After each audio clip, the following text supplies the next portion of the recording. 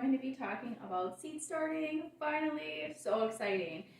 First, I just want to say that out of all the seeds, right, all the seeds we're going to be planting, really, we're only going to be starting a very few right now in Minnesota. So we're in zone 4 up here. A couple pansies and Johnny jump ups and some herbs that take a long time to get going. And probably in the next couple weeks, mid-February, we'll start in earnest with onions, some celery, and some other things. But for now, we are just going to talk about seed starting mixes for either plugs like this or in a full snack, which got the drain pea or the mesh on the bottom. And these are from Bootstrap Farmer, just FYI. I love them.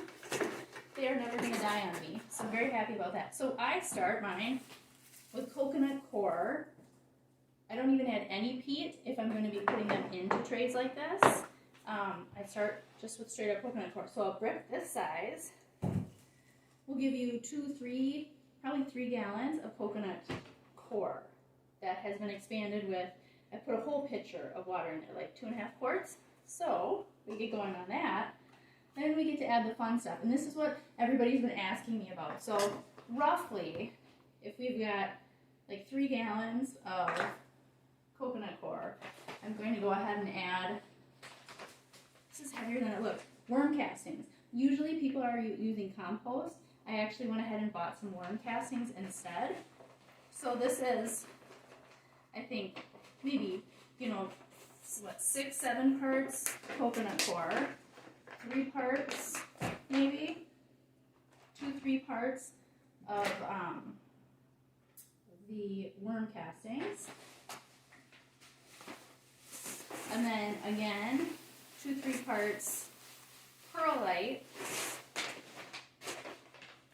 And then here are the extra bits and pieces. So NPK, we want to give them, that's the nitrogen, phosphorus, and potassium. And we want to make sure that we give our plants a little bit of that right from the start, but not so much, right? They really need to just be able to get their roots going. And those seeds, in order to germinate, they already have so much inside of them.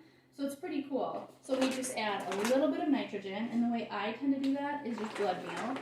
There's lots of different ways to do this.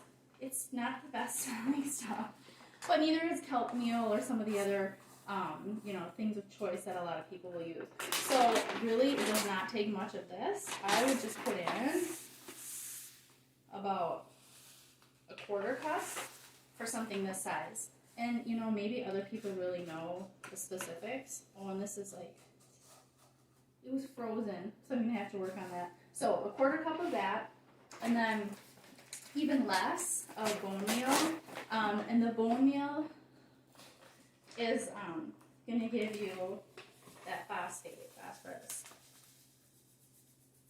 And phosphorus really helps with the root development, while nitrogen is going to help with the leaf and stem development. So we're just, having a little fun being like scientists over here, mixing it up.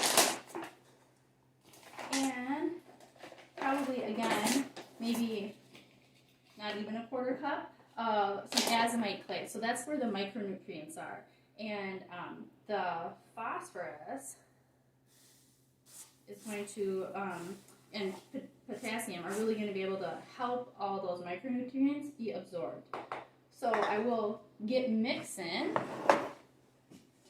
in a little bit. Now, if this seems completely overwhelming, there is no shame in buying a bag of this. I buy one of these every fall to see me through winter for my microgreens. And then it's also what I've already started some of my babies in for testing because I hadn't collected all my pieces that I need here. So no shame in buying a seed starting mix. You just want to make sure that it's sterile, right? It's for good drainage, and it's got a lot of aeration. This perlite is really important to starting healthy plants. There's so much more information out there about starting seeds, and there's a million different ways to do it. I just hope you can jump in and try and start some of your own seeds instead of buying everything from the store. What seeds will you start first?